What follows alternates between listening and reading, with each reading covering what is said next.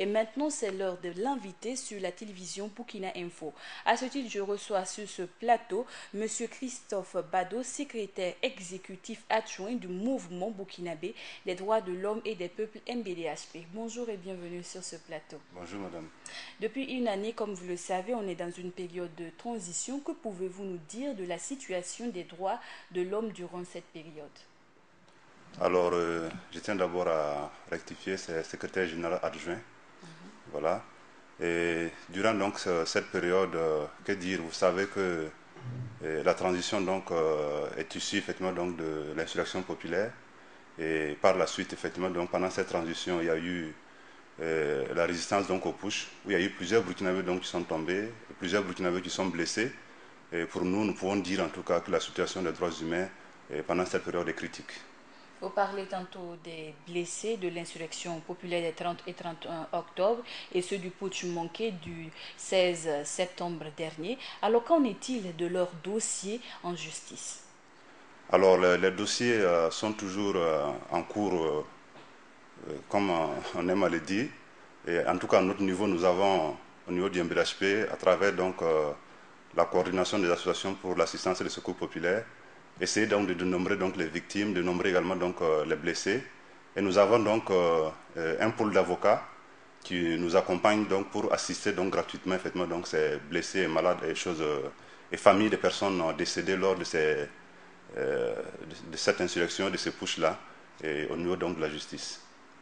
Déjà, y a-t-il des personnes qui ont été indexées dans le cadre de ces dossiers? Oui, nous suivons effectivement donc avec au niveau du gouvernement qu'il y a effectivement donc des personnes qui ont été donc entendues et dans le cadre donc de la commission qui a été installée donc par le gouvernement. Et pour nous en tout cas, nous attendons toujours de voir que de façon effective là, la justice donc puisse se prononcer sur ce dossier-là et que ces personnes effectivement donc qui ont été entendues dans le cadre de ce dossier-là puissent publiquement être présentées, qu'on puisse nous dire effectivement donc qui est coupable, qui ne l'est pas et qui a ordonné donc de tuer. Et voilà, pour qu'il puisse effectivement donc y avoir réparation pour ces nombreuses victimes effectivement donc qui attendent toujours réparation. Des victimes qui seront décorées demain 11 décembre. Qu'est-ce que vous pensez de cette décision du gouvernement? Alors au niveau du MBHP, nous avons toujours dit que le meilleur hommage effectivement donc qu'on peut rendre aux victimes de l'insurrection du push, c'est de leur rendre la justice. Malheureusement, nous constatons effectivement donc que au niveau du gouvernement, il a toujours été donc de sauter certaines étapes. Nous l'avons déjà dit lors de la journée d'hommage pendant l'insurrection, qu'effectivement donc nous n'allons pas prendre part parce que pour nous, la première des choses effectivement donc c'est de rendre justice, de savoir effectivement donc qui a tué ces gens-là, qui les a blessés, et qu'après cela effectivement donc nous puissions rendre vraiment hommage à ces victimes-là de façon tout à fait, en tout cas, en connaissance de cause.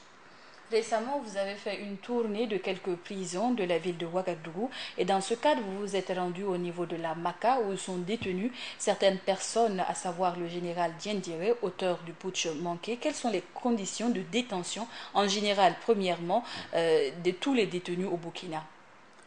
Alors il faut dire que les conditions générales de tous les détenus au Burkina, c'est des conditions assez critiques.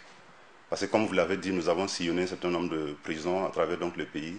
Et ce que nous constatons effectivement, donc, c'est la surpopulation carcérale, c'est l'insalubrité, c'est des détenus effectivement, donc, qui font plusieurs années en attendant, effectivement, donc, en attendant la justice. Et d'une manière générale, en tout cas, ce que nous pouvons dire, c'est que c'est assez critique et il va falloir effectivement donc, que alors, un travail soit fait pour améliorer davantage effectivement, donc, les conditions effectivement, donc, de détention. Des prisonniers qui ont un plat par jour, c'est assez critique. Et en ce qui concerne effectivement donc, notre visite, nous avons dit au niveau du MBHP que tout détenu effectivement donc a droit à notre regard et nous avons pensé effectivement donc qu'il était nécessaire que nous puissions effectivement donc nous rendre à la MACA, rendre visite effectivement donc à ces personnes qui sont détenues à ce niveau et s'assurer effectivement donc de leurs conditions de détention. Et à ce niveau également donc il faut dire que comme nous l'avons dit dans notre communiqué de presse que nous avons produit après cette visite, ces personnes sont dans des conditions assez acceptables par rapport effectivement donc à ceux qui sont donc à la MACO, les anciens ministres et maires effectivement donc qui sont destinés à ce niveau, mais qui effectivement est plutôt lié effectivement donc aux conditions générales dans lesquelles effectivement donc se trouve donc la MACO de Ouagadougou. Si on fait une certaine extrapolation, pensez-vous que sous cette transition, les conditions des droits de l'homme sont acceptables? Nous ne dirons pas, nous disons effectivement donc qu'il y a encore beaucoup de choses à faire. Parce que comme nous l'avons dit, euh, que ce soit donc les victimes sur l'insurrection, que ce soit les victimes sur le push, n'ont pas encore eu justice. Nous attendons effectivement donc il y a eu des promesses qui ont été faites par rapport donc à d'autres dossiers. Vous savez que nous sommes à 2 jours du 13 décembre et les Burkinabés réclament toujours justice effectivement donc pour Norbert Zongo. Il y a bien d'autres crimes de sang effectivement donc sur lesquels nous attendions effectivement beaucoup de la transition et malheureusement effectivement donc on n'a rien vu de concret et sur ce effectivement donc nous ne pouvons pas dire effectivement donc il y a eu de l'amélioration qualitative sous la transition. Aujourd'hui, c'est la journée internationale des droits de l'homme. Qu'est-ce qui est fait comme activité au niveau du MBDHP? Alors, il faut dire qu'au niveau du MBHP, il y a pas d'activité particulière qui a été annoncée pendant cette journée. Mais nous disons effectivement donc que c'est une journée d'introspection pour tout le monde. Et c'est une journée effectivement donc au cours de laquelle tout un chacun effectivement donc doit se poser donc la question de savoir qu'est-ce qu'il peut faire effectivement donc pour l'amélioration des conditions de vie dans notre pays. Et ça me permet également donc de dire effectivement donc que j'ai une pensée particulière pour toutes les victimes effectivement donc de violations des droits humains par le monde. Mais au niveau du MBHP, il n'y a pas d'activité particulière. Nous espérons peut-être que dans les années à venir, et on programmera effectivement donc des activités particulières de sensibilisation sur les droits humains. Mais c'est des questions effectivement donc que nous gérons au jour le jour. Et c'est pas parce que c'est aujourd'hui que, voilà, je veux dire, nous posons effectivement donc des actes de sensibilisation sur les droits humains tout au cours de l'année. Peut-être que dans les années à venir, ce sera peut-être bien effectivement donc qu'on puisse prévoir des activités pendant cette journée-là.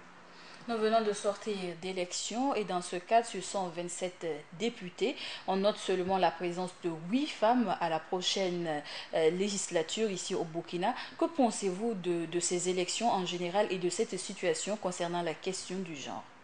Voilà, donc ça pose également donc des questions de droits humains. Vous savez, c'est ce qu'on appelle donc les droits catégoriels. Et au niveau du Burkina Faso, effectivement, donc que ce soit les femmes ou les enfants, on sent effectivement donc qu'il y a beaucoup de violations des droits humains à ce niveau-là. Pour 127 députés, 8 femmes, nous disons effectivement donc que euh, ça ne va pas. Il va falloir effectivement donc qu'on travaille davantage effectivement donc et améliorer cela. Je pense que ça interpelle donc le gouvernement, mais ça interpelle également donc les femmes à davantage effectivement donc travailler effectivement donc à militer dans les partis politiques et à mériter effectivement donc les postes au niveau politique. Et je pense effectivement donc au Burkina Faso, nous l'avons suivi depuis un certain temps. On sait que les femmes effectivement donc sont valeureuses, et elles sont capables effectivement donc de reprendre valablement sur le plan politique. Il n'y a pas de raison qu'aujourd'hui effectivement donc cela ne puisse pas être le cas.